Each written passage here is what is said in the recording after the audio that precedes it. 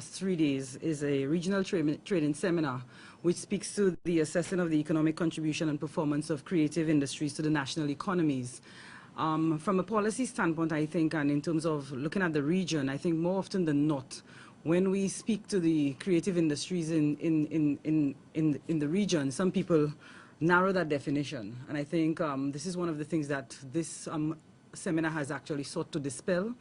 The wide definition of what actually a creative industry is. Traditionally, people think of arts, just artists and artisans, pottery makers, and so on, but we realize it covers a wide gambit of persons, architects, artists, sculptures, dance, theater, and the like. These industries, in most cases, the participants are small scale in all of them.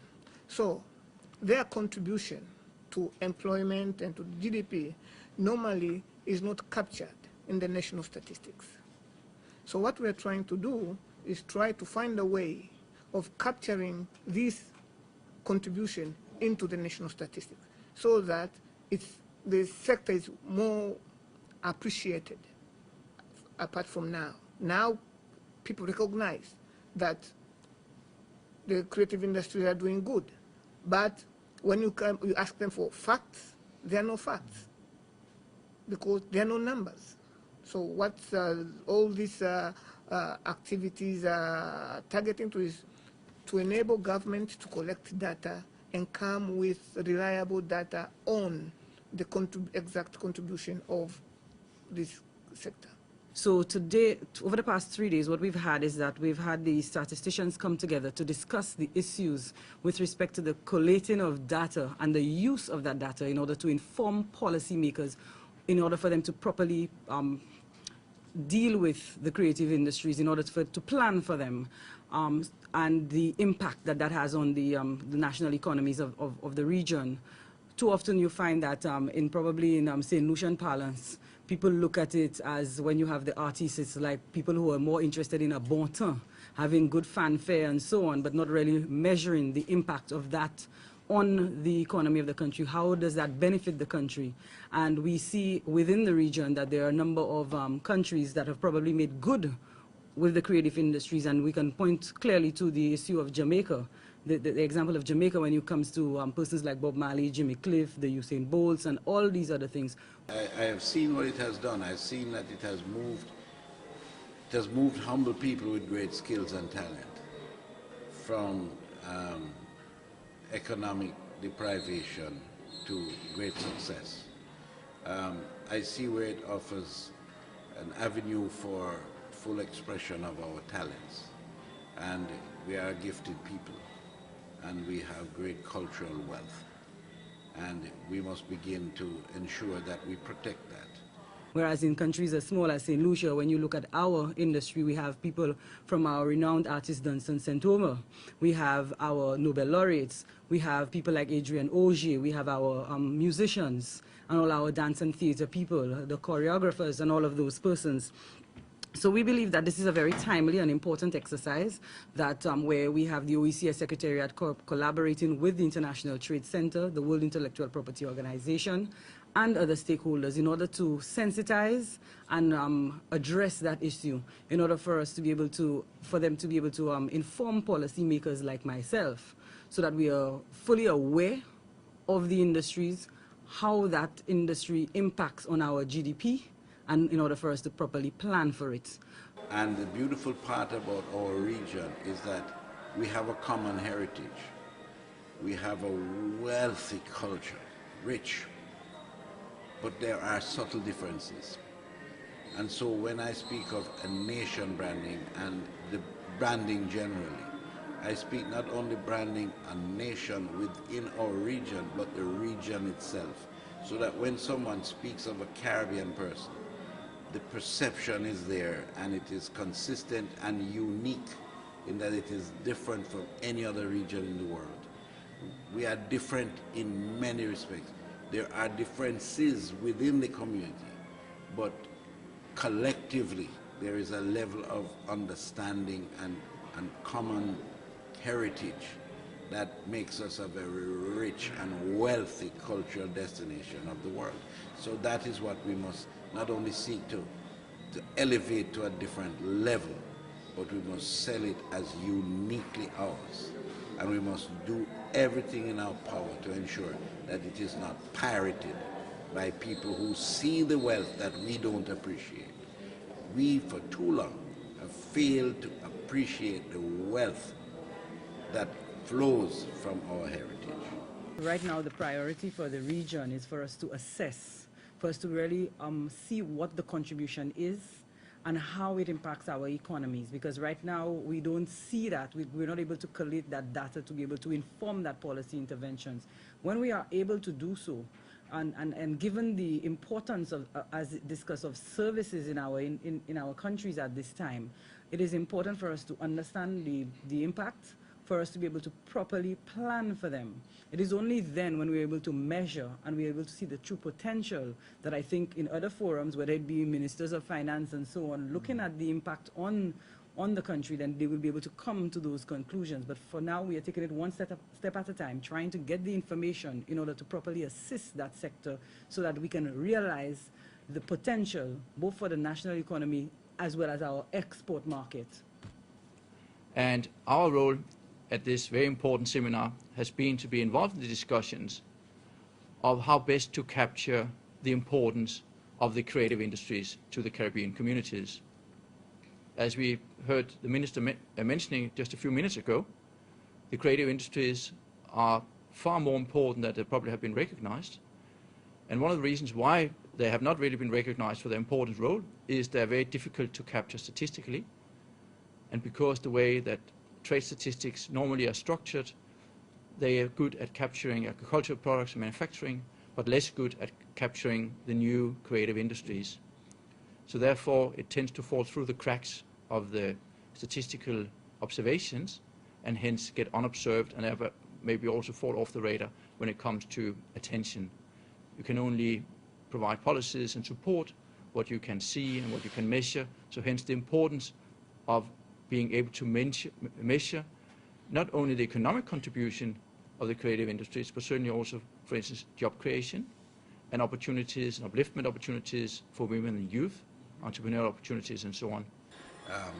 It carries great possibilities for economic growth in our region, which we need very badly at this time.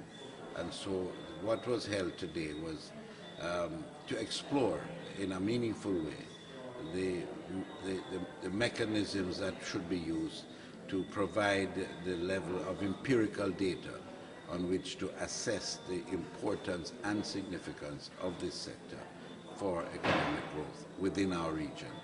We cannot treat with the creative industries without considering the status of statistics in the region and its critical role in monitoring what is happening in the economy and the use of statistics in planning and guiding policy interventions. Statistics as a discipline has a vital role in any roadmap for leveraging the potentials of the creative industries. The second point I would like to make is the issue of the financing of the development of statistics in the region. This is paramount. Across the region, statistical offices face increasing demand for statistics, including in new and emerging areas, stimulated by several events, international, regional, and national, including response to globalization, the CARICOM Single Market and Economy, the OECS Economic Union, National Development Trusts with respect to the youths, elderly, disaster management, achieving the Millennium Development Goals, among others. Demands for data have been received in areas such as environment, ICT, that is information communication technologies, high-frequency indicators, as I mentioned, the MDG indicators, the tourism satellite accounts to measure all these important areas.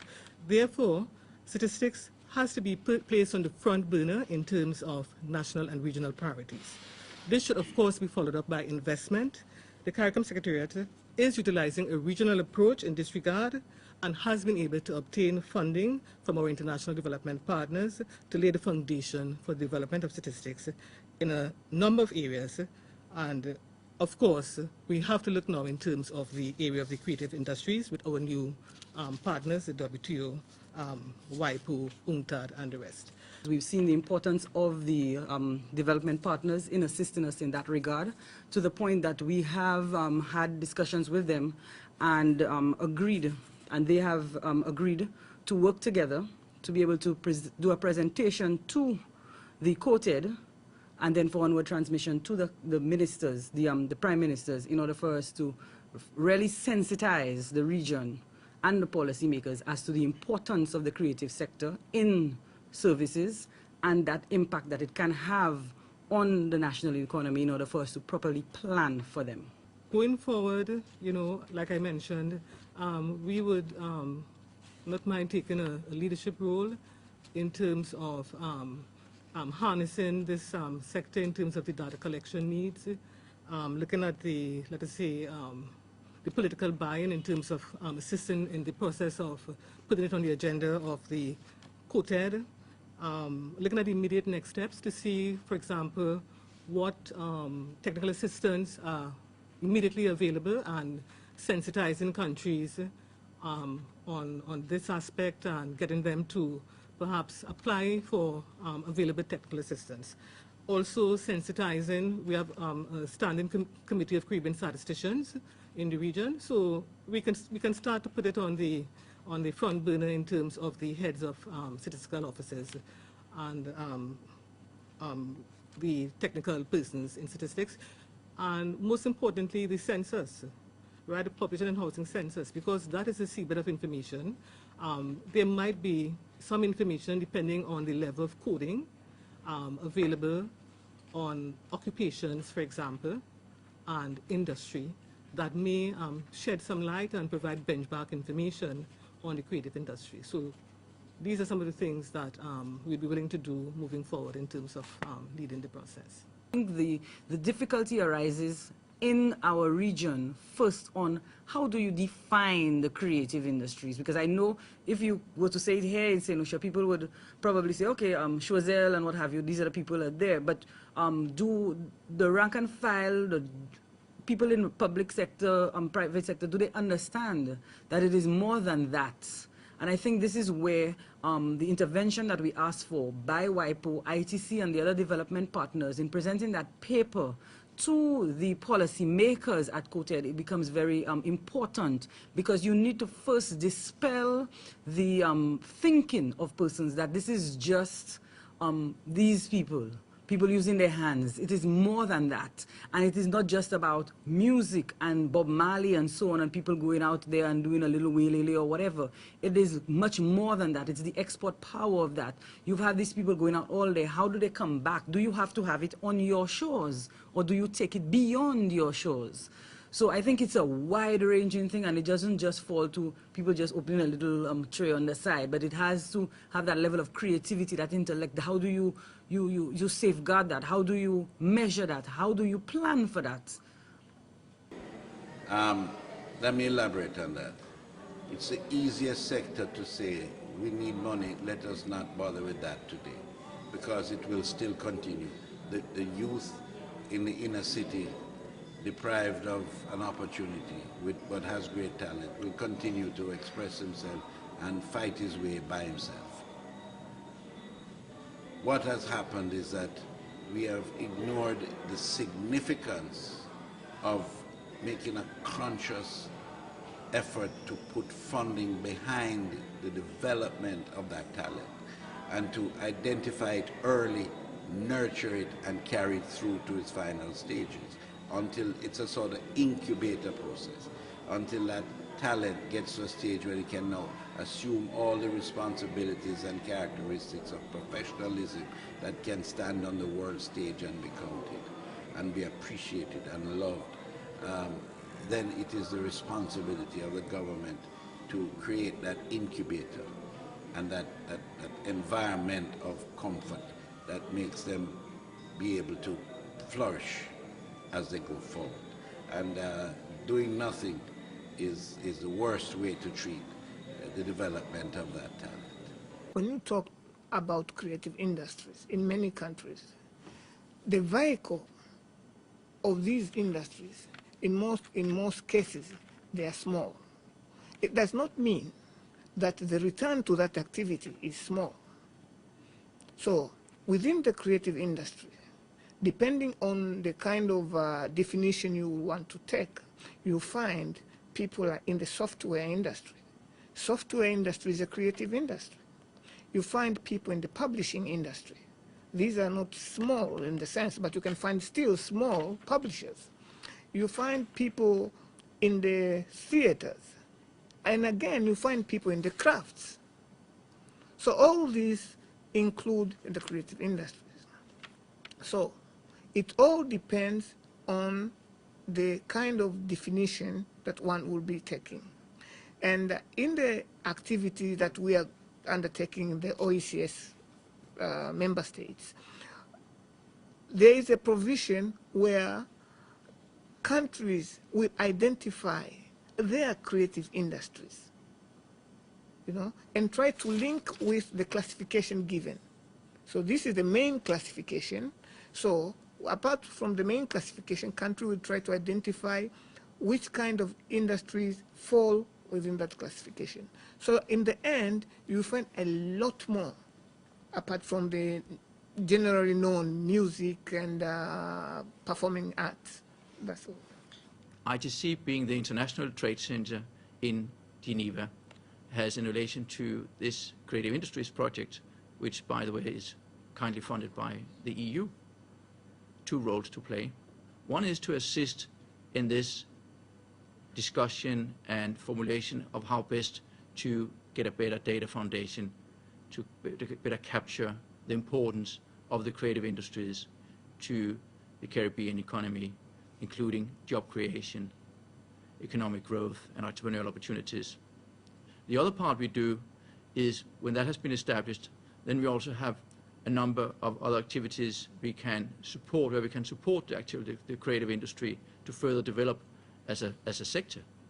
We have had a range of other similar programs, for instance, in East Africa, where we have helped a number of producers to link up to international fashion houses like Max Mara or Fendi, for them now to sell in high-end markets in Europe and elsewhere. There's been a hugely successful project, and resulting in that 7,000, primarily women, has now got a sustainable livelihood from this project and related activities, and thereby enabling their children to go to schools and to pay for all the daily necessities. So that is ITC's role in general, to use trade and to support trade to enhance development. Development understood as economic growth, wealth creation, entrepreneurial opportunities, and job creation, not the least for women and youth.